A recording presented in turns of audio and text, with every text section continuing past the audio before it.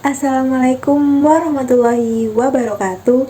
Halo semuanya, perkenalkan nama saya Aisyah Nabilatul Ula dengan NRP 5015231123 dari kelas C angkatan 2023 dengan mata kuliah pengantar ekonomi.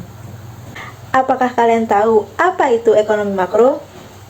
Ekonomi makro atau makroekonomi itu merupakan cabang ilmu ekonomi yang mencakup analisis menyeluruh terhadap aspek-aspek ekonomi suatu negara atau suatu wilayah. Makroekonomi digunakan dalam menganalisis strategi terbaik dalam mempengaruhi berbagai aspek kebijakan seperti pertumbuhan ekonomi, stabilitas harga, tenaga kerja, dan pencapaian keseimbangan neraca yang berkelanjutan. Salah satu contoh kasus dalam ekonomi makro yaitu adalah pengangguran. Menurut KBBI atau Kamus Besar Bahasa Indonesia, pengangguran adalah keadaan yang dimana menganggur atau tidak melakukan apapun atau juga tidak bekerja. Oleh sebab itu, dalam video tugas besar pengantar ekonomi yaitu saya akan menganalisis tingkat pengangguran yang terjadi di Indonesia pada tahun 2022. Pada tahun 2022, Indonesia dan negara lainnya mengalami krisis ekonomi yang disebabkan oleh COVID-19 sehingga banyak tenaga kerja di PHK serta perusahaan mengalami kebangkrutan atau istilah lainnya yaitu gulung tikar.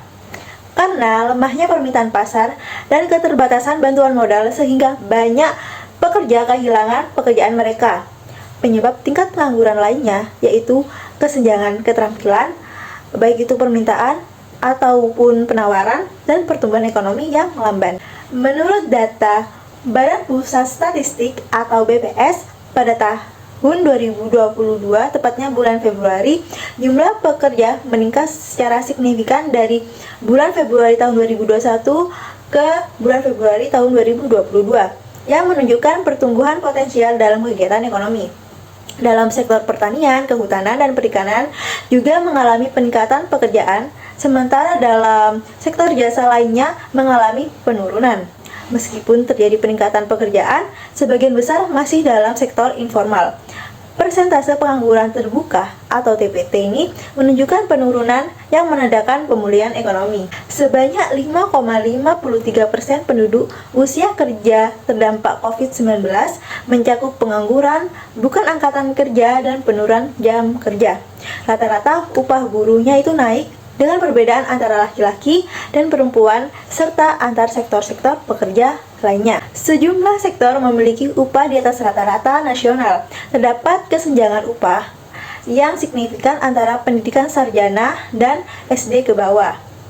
Upah buruh tertinggi itu ditemukan pada kelompok usia 50 sampai 54 tahun, sementara upah buruh terendah pada kelompok usia 15 tahun sampai 19 tahun.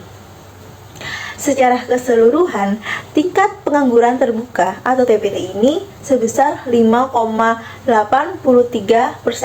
dan rata-rata upah buruh sebesar 2,89 juta rupiah per bulan. Dengan demikian, analisis data tersebut memberikan gambaran kompleks dan multidimensional tentang kondisi pasar kerja di Indonesia pada bulan Februari tahun 2022 yang mencakup pertumbuhan angkatan kerja, dinamika sektor pekerjaan, dampak pandemi, dan variasi upah berdasarkan berbagai faktor. Upaya pemerintah dan swasta dalam tingkat pengangguran Indonesia pada tahun 2022 yaitu membuat program pelatihan dan pendidikan melalui virtual ataupun daring yang melalui aplikasi Zoom atau Jimit dan aplikasi lainnya, serta memberi dukungan kepada usaha mikro, kecil, dan menengah atau UMKM, dan mendorong inovasi teknologi dan digitalisasi untuk menciptakan sektor baru yang dapat menyerap tenaga kerja.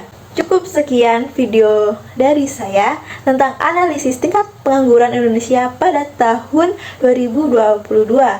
Kurang lebihnya mohon maaf. Wabillahi taufiq wal hidayah. Wassalamualaikum warahmatullahi wabarakatuh.